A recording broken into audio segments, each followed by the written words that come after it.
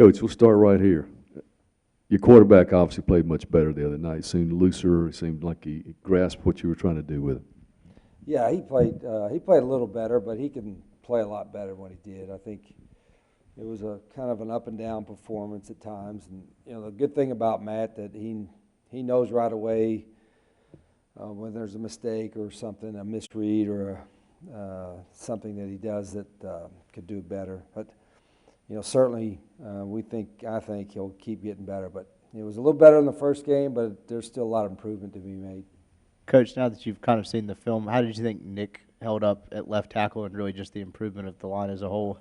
Yeah, Nick, for the first time as a true freshman playing on the O-line, I thought acquitted himself pretty well. He battled.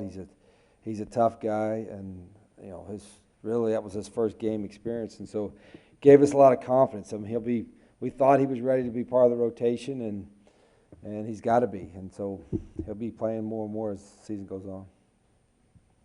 Coach, after the game, you said you needed to watch the film when we asked about improvement. So now that you've watched the film, what did you see?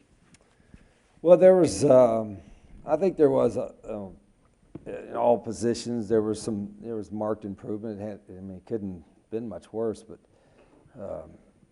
I think up front, our guys came off the ball a little bit. We still, again, it was still, after watching the film, we can play a lot better and we'll need to. But guys made some plays and the effort was really good. But the effort was good, has been good, all camp and the first game as well. It's just the execution was a little bit better, and we still got to get a lot of things cleared up. So this is going to be an important week for us. Matt's lateral to Cooley looked like freelance. Is that what it was, or is that something y'all had worked on? I don't want to tell you what the conversation was. You might could have heard me if you were down the hallway in the press box. No, he had the option to throw to him sooner, but at that point, there's no. And as I told you, there's a lot of options for the quarterback on not all the plays, but a lot of the plays, and it could go to 2 or 3 different guys. But the timing of it, and when you do it, has to be proficient. That was not. I hope you'll never see that again. You talked a little bit at the top about still some areas you want to see Matt improve. I assume that might be one of them, but are there some specifics? You got to, you only give the guys a freedom to make a play within what the play structure is.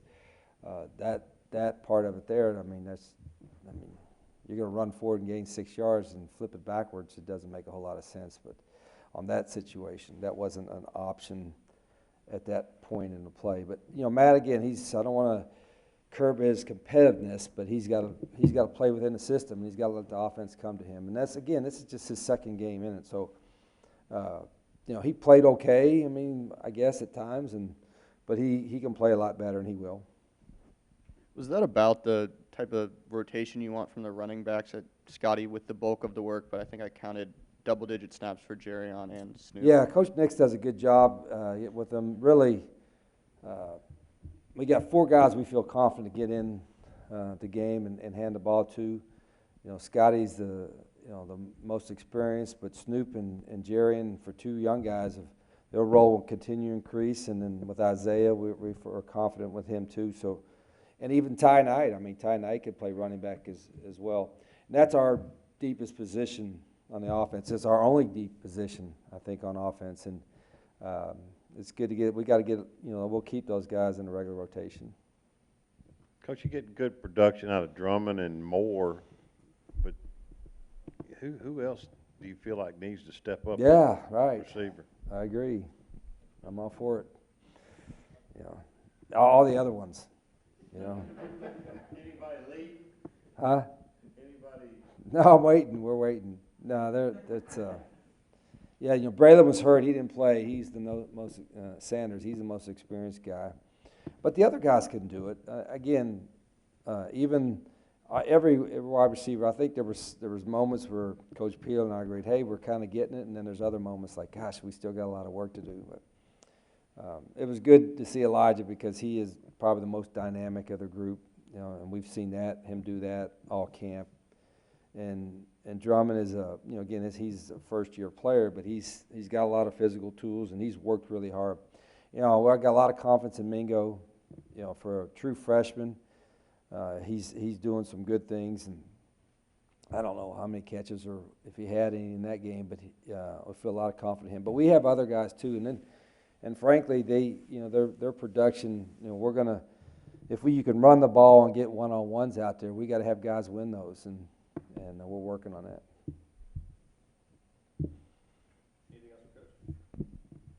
Coach, talk about Jason Pellerin. He came here as a quarterback and has kind of been waiting his time. Seems like he's an important aspect of the offense. Yeah, really proud of Jason. He's got a great attitude. And again, he came here as a quarterback, and I think even up to last year during camp at times, they had a package for him at quarterback till he hurt his hand.